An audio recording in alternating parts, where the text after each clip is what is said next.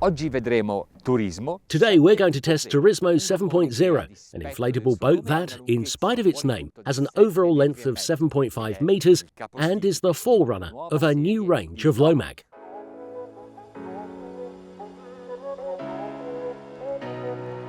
This is the ideal size if we sum three important needs: a quite long hull to overcome the waves, a sufficiently large deck for the entire family, and dimensions that allow for easy management, even the transport on the road cart.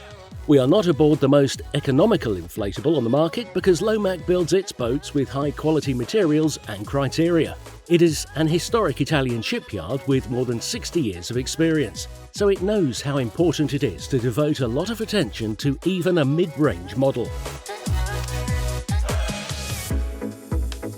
Spesso chi disegna la carena non è lo stesso. Often the person who builds the hull is not the same as the person who designs the deck, so it is inevitable that this will affect the performance and navigation skills.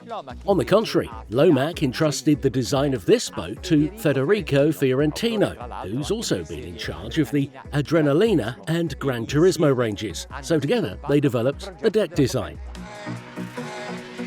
Turismo 7.0 has aggressive and somewhat squared lines, much liked by those people who can keep up with the trend changes.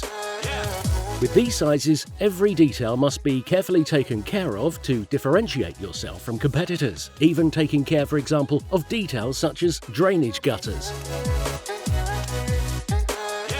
On the foredeck, there are separated cushions so that they can be easily stored inside the underlying locker. With an additional top and cushions, the sun deck connects with the seating in front of the formwork, becoming even longer than it needs to be. You can set it up as you like on LOMAC's website. The most expensive accessory is the T-top. Just take a look at how the base of the console is narrower than the dashboard, so as to have a wider floor and maintain adequate space for displays. The steel handles all around the formwork are very useful and very well placed. The pilot seats are independent and can also be used as backrests. There is also a third position. Flipping seats does not cause problems with dashboard controls, but must be done carefully because the block is not light. The kitchen unit can be equipped as you like. The fridge is inside the console.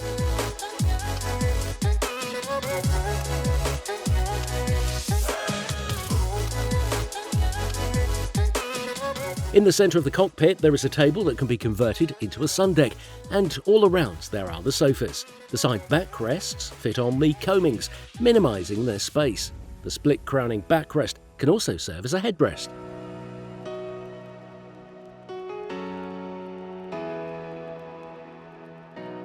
The swimming area is very comfortable. Too bad there is no hatch covering the wiring harness to go from one platform to the other. To research these lockers, they chose to have some PVC hatches. And to hold on, there are these professionally derived handles. The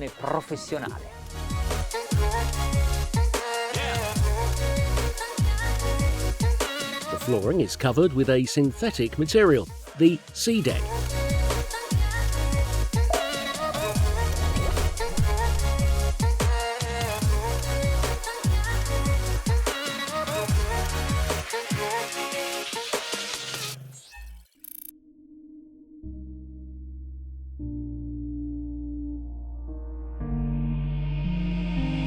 Prova del LOMAC Turismo 7.0, postazione di pilotaggio. Let's test the LOMAC Turismo 7.0. The pilot area is very comfortable while seated because this armchair is wraparound and it protects us from side slipping. But I remove the step, I stand up and I steer in a more aggressive way. Also because it has been equipped with the highest power allowed by the CE certification, which is 250 horsepower.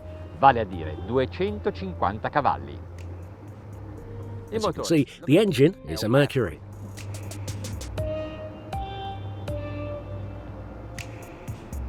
Se resto in asse con la ruota di timone. If I stay on axis with the rudder wheel, I catch some wind on the side, but basically the right position is like this, halfway between the throttles and the wheel.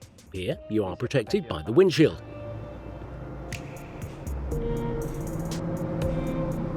Un filo, ma proprio poco. Just a little bit of gas at 2000 RPM, the speed is 9.5 knots and we are planing.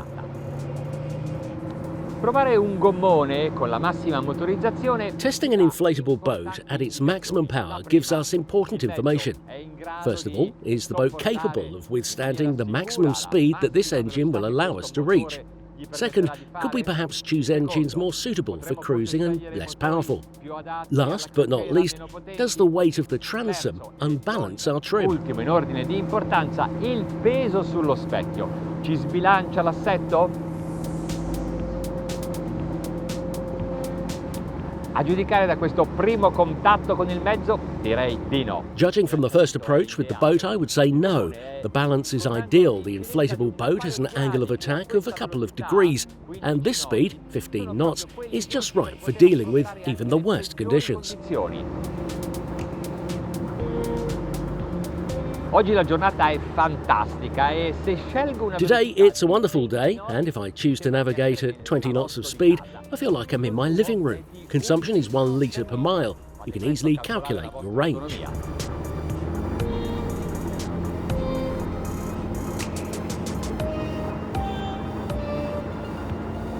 La carena è molto affilata a prua, poi si apre. The hull is very sharp at the bow, opens above the waterline, and the edge is very marked. This is to make sure that the bow never has to stick into the water, even if there are many waves in front of you. So this is a hull designed for quiet and safe navigation, even when conditions get worse. You'll be able to come back to the dock without worrying. Siete in grado di tornare in porto senza ansia.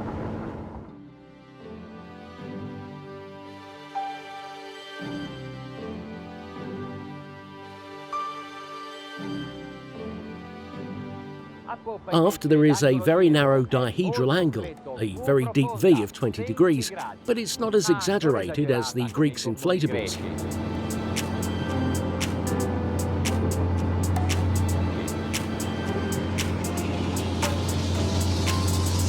Altrimenti, se spingessimo troppo, Otherwise, if we took the angle of the V to extremes, then we would have an unstable inflatable subject to a high angle of heel and rolling.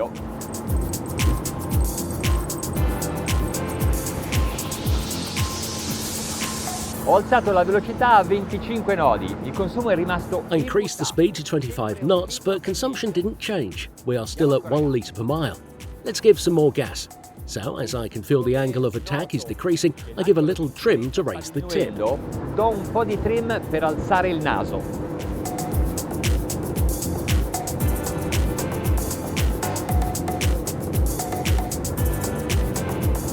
A 30 nodi, se regolate con attenzione. At 30 knots, if you carefully regulate the trim, which right now, for example, is at 25% of the stroke, you'll be able to keep consumption at 1 litre per mile. This boat has been designed to navigate at any speed with the same mileage. It's fantastic. Stessa percorrenza. Fantastico. Qui c'è un po' di onda e siccome ho dato ancora There are some waves here, and since I give it more trim, the inflatable pitches a little. But listen, you do not hear the sound of the wake. The water detaches from the water at the stern, and this makes it possible to navigate really well and quickly. I'm already at 38 knots at 4,500 RPM.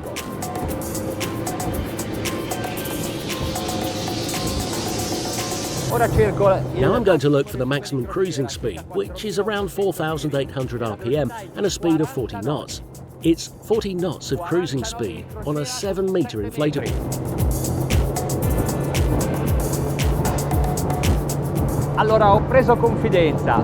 I got more self-confident. There is a little bit of wave, but it's easy to ride. The boat seems safe to me, so full throttle and up with the trim.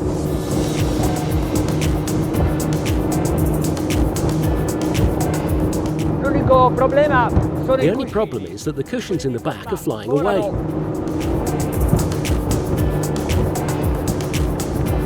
Massima The prestazione. highest speed we reached is 48 knots, and we reached this speed in a relaxed way.